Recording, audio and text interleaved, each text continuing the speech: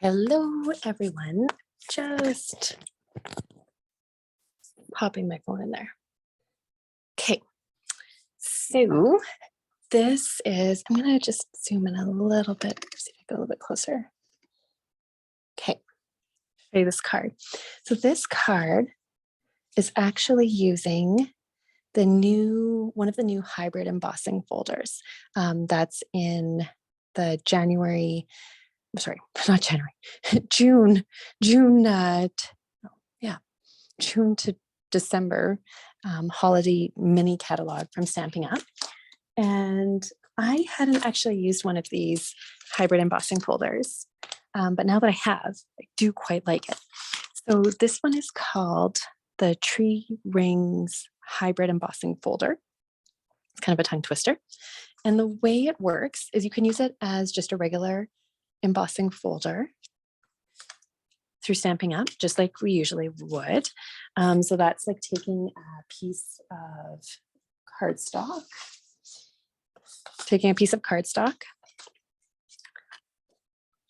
popping it in, and then running it through your Big Boss. Or the other option is there's actually a set of dies, this one here, that you can pop in. It only goes in one way. And the way you pop it in is you can kind of see the Stampin' Up emblem upside down here. Pop it in. You kind of hear like a little bit of a mini click. Then you pop your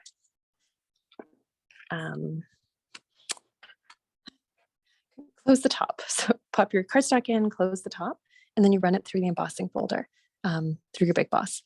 Now, actually, you know what? I'm going to actually I have my embossing and cutting machine right here. I'm actually, not to make anyone dizzy, but I'm going to zoom out and I'll show you how it actually works, just for anyone that is curious.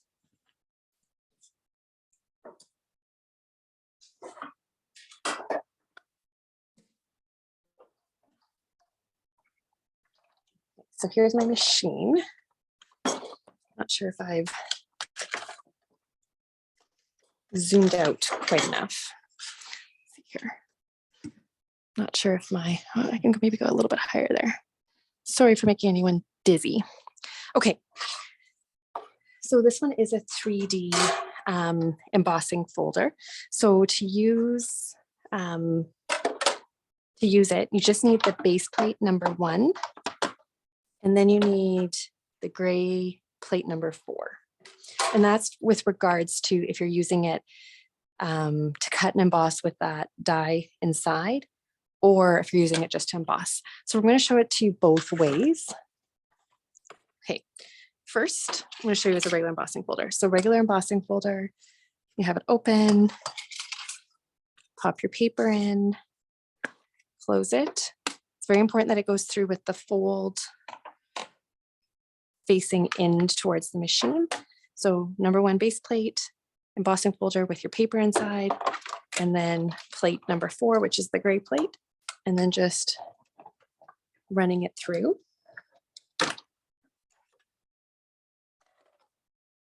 And that's going to leave you with an embossed piece of paper. Now, I think the part that I've struggled with in the past is now you're like, okay, well, let's say hypothetically, I was going to cut something out. Then you'd be trying to line this up and then run it through without anything wiggling in the time, right?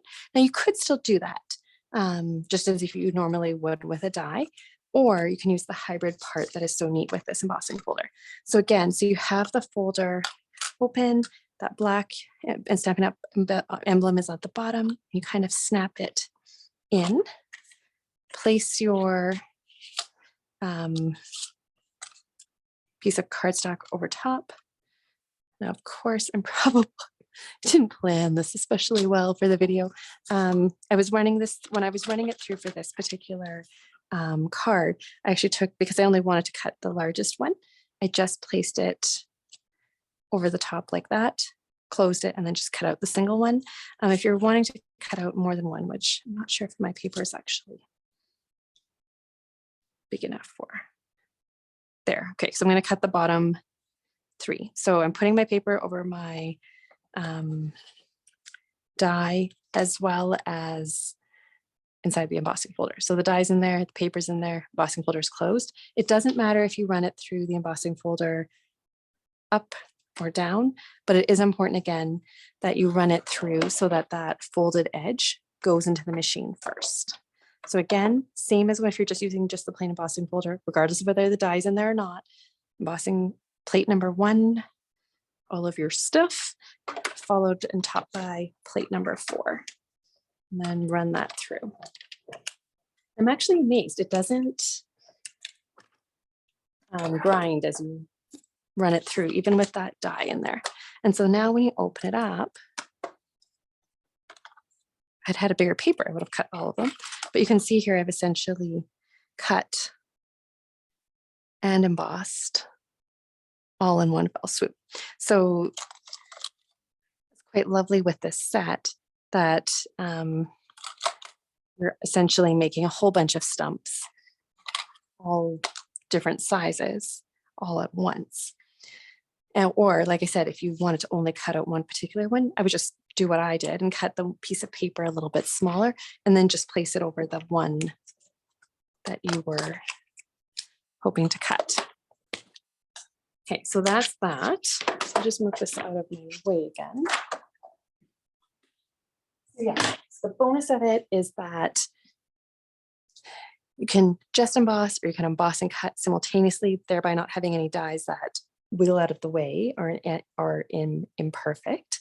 Or if I guess if you just wanted to just cut out these, you could as well. So kind of can use everything together or individually. And then again, if you were just going to, like, let's say you emboss and then you decide after the fact that you wanted to cut, then you would use the standard like cutting die set for that, which would be your plates 1 and 2 with your clear plates sandwich. Okay, so I'm going to set this aside. So this actually coordinates with the tree ring dies. So the tree rings hybrid embossing folder comes along with the tree ring dies. So if you're ordering this in the catalog, this big die in the embossing folder, and then all of the other dies in the set all come together. So what's nice for this is it actually comes with, they're not circle, I guess like the inner ring of what your stump would be. So it allows you to stamp. Because the stumps have all of those ridges, you can't stamp on them very easily. But this, each one has an individual component where you can put it in. And it doesn't have to be a contrasting color. You could always have it same color and then like stamp with Versamark and emboss, you know, endless possibilities. Anyways, that coordinates with the Ringed in Nature stamp set. So this one I thought was kind of neat because I thought that it could be used for Christmas as well as just any time of the season. I've had some people asking me to make sympathy cards, and I know there's always an outcry for people wanting like masculine birthday cards. And so when I came up with this card, I thought, well, it's kind of neat because it, maybe without the bow, maybe the bow makes it less masculine. But it's kind of a, you could use it for sympathy, you know, thinking of you. You could use it thinking of you and then putting happy birthday inside, or you could stamp happy birthday on the outside.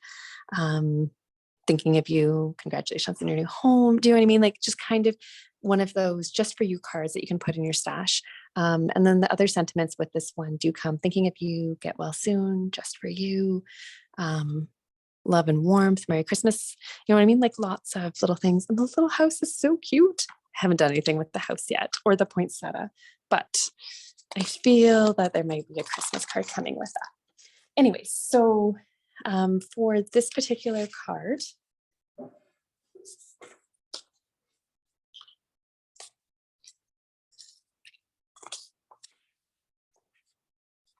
okay, so I started with an old olive card base.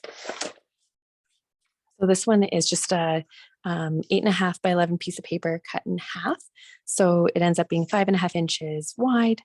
And you're going to ask me the length by 8.5 inches. I'm just going to fold that in half. Okay. Then I have for the inside of my card a 4¼ inch by 5¼ 4 inch by 5¼ inch piece of very vanilla cardstock, so you can write a message. And then the outside, I have a 4 inch by 5¼ inch piece of soft suede cardstock. And then I had taken this is 3¾ inches by 5 inches. And this is a piece of very vanilla that I ran through using that hybrid embossing folder, but just the embossing folder part. This card actually has 0 dimensionals. I know, I make very few cards with 0 dimensionals. So I'm just gonna pop that on.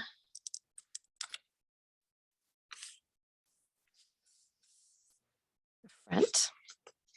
Okay, so this is the largest stump in that from that hybrid embossing kit that I cut out. I'm going to stamp first and then glue it on so that my words don't end up upside down. Because this, if you can see here, there's some little cutouts there. And I don't want that to be upside down. And I also don't want to stamp on this and have any issues with the ridges underneath. So stamping with soft suede, and I'm using the Thinking of You.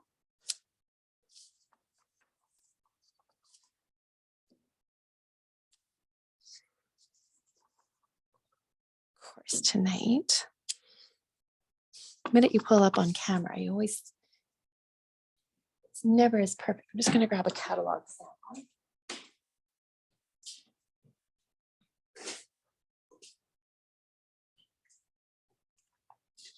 So if you've stamped with me for a long time, you know that this is my favorite trick. So sometimes if you use like the red rubber stamps, there's that foam and that gives a little bit of cushion. But these photopolymer stamps, sometimes if you're not getting a clear image, if you just take and pop a catalog underneath your work surface, that the little bit of give of the paper actually creates that same cushion that you're getting from the foam. So if you're finding, I'm not sure if you can see down in my little corner down here, I'm practicing, but I wasn't getting a really clear image. I was always getting a little bit of lift, and stamping on that catalog just a little insider's trick. So I'm just going to put some adhesive back here. Pop that.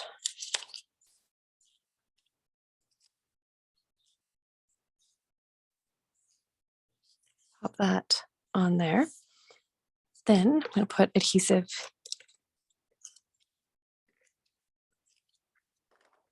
behind that. Drop that there.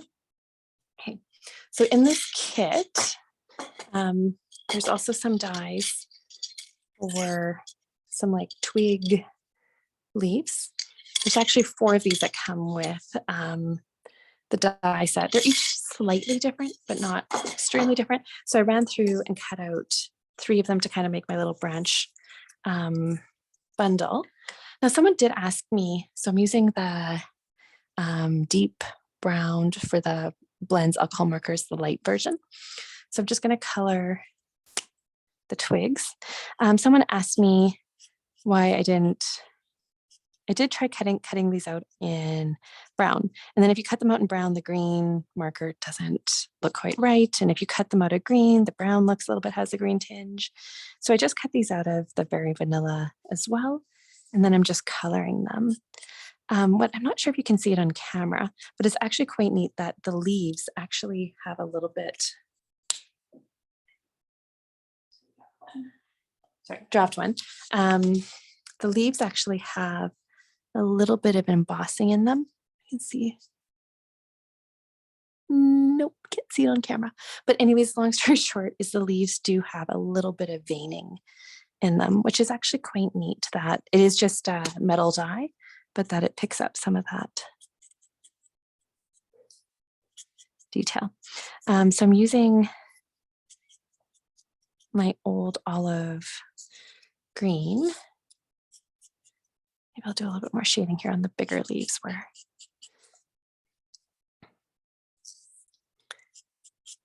So this is the dark one. Then I'm going to pull out the light one here as well. And then this is the lighter green.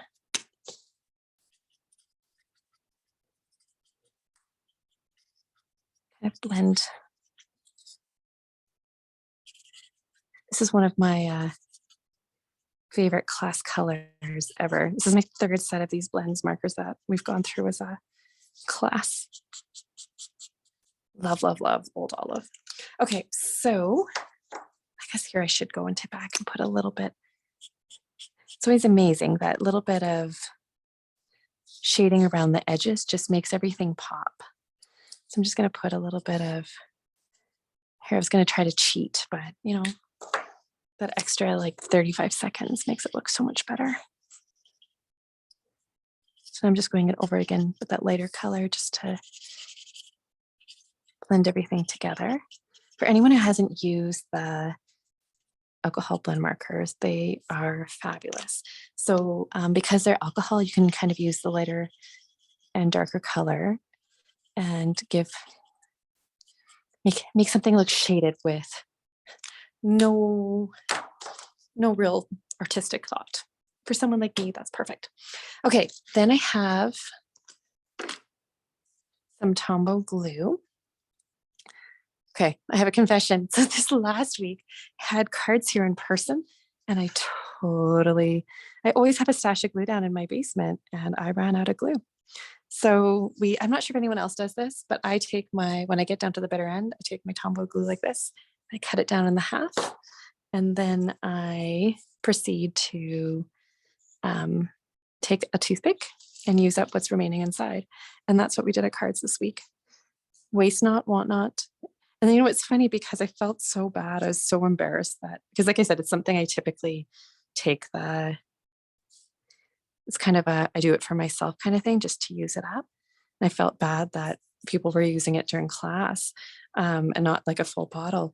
And then some people told me afterwards that, well, actually using that, other people came out and said that they do the same thing at home to use theirs up, as well as some people actually found it easier than trying to like use the squeeze bottle to get out. So I felt a little bit less guilty after that. So I'm kind of taking the two twigs that are more like longer first, and then I'm kind of layering it with this thicker one on top.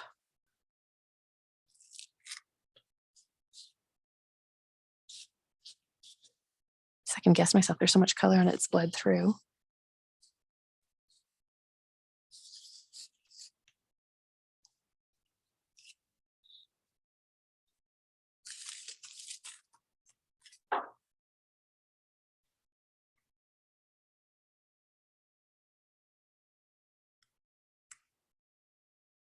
There. And then I just had taken a linen thread bow. Now, if you're more of a glue dot person, you can pop a little glue dot under that. Or just pop a little bit of Tombow glue behind it as well. The really nice thing about Tombow glue is it always dries clear. And my scissors, I'm just gonna chop off that end. And there you go. Pretty fast and easy. It didn't take long at all to run it through with the hybrid embossing folder or cut out the little twig pieces. And I have a really cute card there. And what's nice is this one is so flat, no issues with mailing whatsoever. Anyways, hope you enjoyed the card as much as I did in designing it. Have a wonderful rest of your evening.